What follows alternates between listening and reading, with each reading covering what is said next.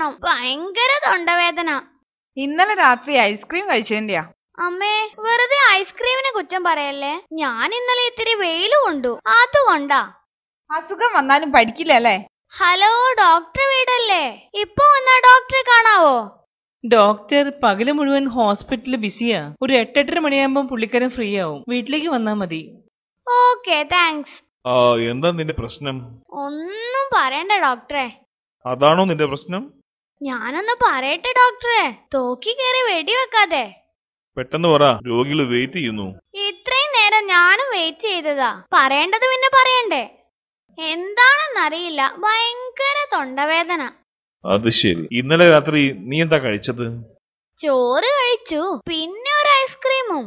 വെറുതെ അല്ല, ഇനി മേലിൽ ഐസ്ക്രീം കഴിക്കരുത്. അത് ശരി, എന്നോട് ഐസ്ക്രീം കഴിക്കരുതെന്ന് പറയാൻ നിങ്ങൾ ആരാടോ? എന്റെ അച്ഛൻ പറഞ്ഞിട്ട് പോലും ഞാൻ ഐസ്ക്രീം കഴിക്കൽ നിർത്തിയിട്ടില്ല. പിന്നെ അല്ലേ?